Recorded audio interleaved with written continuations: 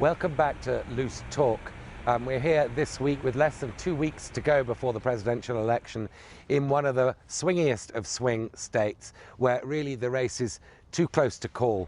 Colorado is a particularly interesting swing state because the base of both parties is so strongly represented here. For the Republicans, you've got a very strong Christian population. And for the Democrats, well, there's a fast rising Hispanic population in Colorado in places like Denver and Pueblo, but also, of course, a very, very strong representation amongst the young.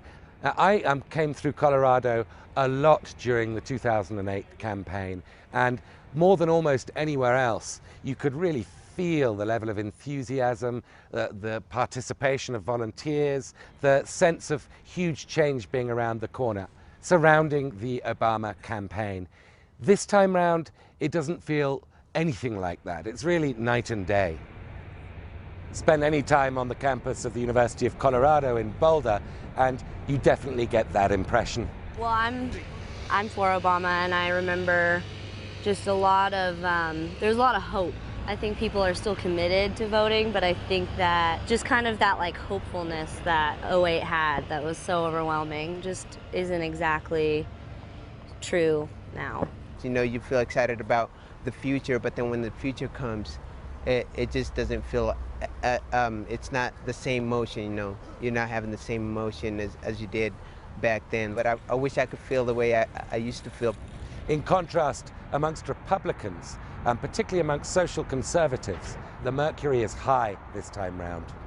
I think generally evangelical Christians, Protestants, conservative Catholics, evangelicals, Pentecostals, are more engaged in the election than any time that I can remember. I've been involved personally in elections for the last 25 general elections here, literally for half a century. I've run for office many times myself. I'm close to people on both sides of the aisle, and I've just never seen church people coming forward in the numbers that they are this year. So really the critical question for the Obama campaign is whether the growing political participation amongst Latinos in states like Colorado can make up for the drop-off in enthusiasm amongst the young and educated. The state of Hispanic enthusiasm is relatively high, actually, perhaps surprisingly high. It was down a bit during the summer, and then the directive from the Department of Homeland Security from the Obama administration, which allowed for folks to stay in this country and attain undergraduate degrees and work permits, seemed to lead to a bump up in enthusiasm. So in Colorado in particular, we're looking at more than half of Latinos in some recent polls suggesting that they're more enthusiastic even in 2012 than in 2008. And so as we head into the final few days of this razor-thin race, it really boils down to a question of street by street, block by block, which campaign is better at turning out its base. Of course, 4 years ago, it was a very different prospect. Behind me, you see the mile-high Invesco Stadium where President Obama, well then Senator Obama, in his acceptance speech, made one of the most soaring and highfalutin addresses of his career. Then really was an election about inspiration, hope, and a surge of enthusiasm amongst the young, amongst African Americans, and amongst many different demographic groups. And the main deciding factor this time round is going to be which campaign's support base dislikes the other candidates more.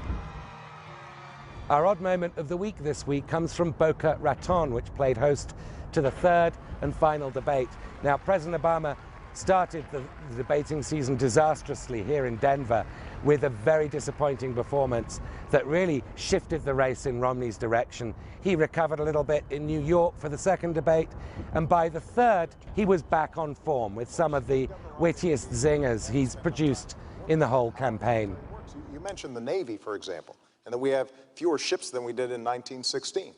Well, Governor, we also have fewer horses and bayonets because the nature of our military has changed. We have these things called aircraft carriers where planes land on them. We have these ships that go underwater, nuclear submarines. And so the But this election is going to be decided on the economy, not foreign policy. So it's doubtful that Obama's sharply improved debating performance is going to have much impact at all. See you next week on Loose Talk.